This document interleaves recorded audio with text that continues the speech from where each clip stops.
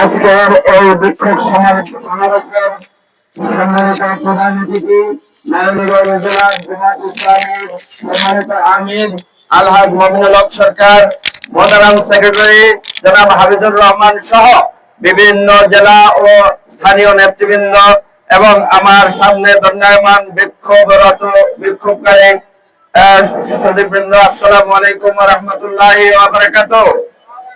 আপনারা জানেন বিগত 5ই আগস্টের ছাত্র জনতার বিক্ষোভ এবং তাদের আন্দোলনের কারণে ফ্যাসিস্ট সরকার পালিয়ে গিয়েছিল। এটা কোনো একটি দলের আন্দোলন ছিল না।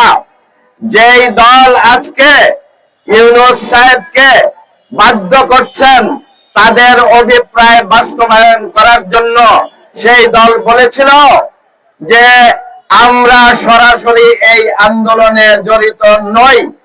এই কথা বলেছিল, এই জন্য বলেছিল যে তাদের মনে সন্দেহ ছিল যে এই আন্দোলন বাস্তবায়িত হয় কিনা, এবং যদি বাস্তবায়িত না হয় তাহলে তারা তাদের উপর দোষ এবং তাদের উপর কোন রকম এই সমস্যার সৃষ্টি না হয়।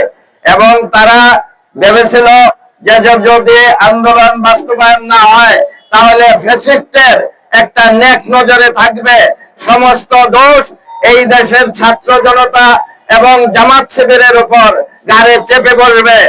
প্রিয় ভাইরা, কখনোই এই দেশের ছাত্র জনতা আপনাদের এই অসৎ অভিপ্রায় বাস্তবায়ন করতে দেবে না। এই বিএনপির যে অভিপ্রায় সেটা হলো যে ইউনূস তত্ত্বাবধায়ক সরকারকে বলে দিয়েছিল যে ফেব্রুয়ারি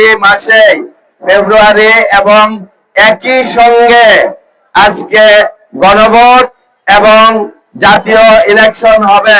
সেই তালেই ইউনূস সরকার আজকে তাদের অভিপ্রায় বাস্তবায়ন করছেন।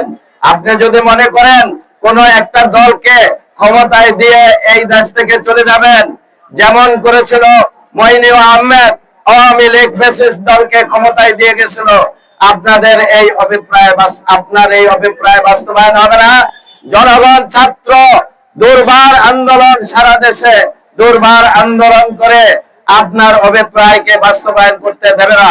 কাজেই আমরা বলতে চাই, আপনি ঘোষণা দেন আজকে জুলাই সনদ সহ গণভোট হবে, তারপরে এই দেশের জাতীয় নির্বাচন হবে, যেটা হবে আইন সিদ্ধ।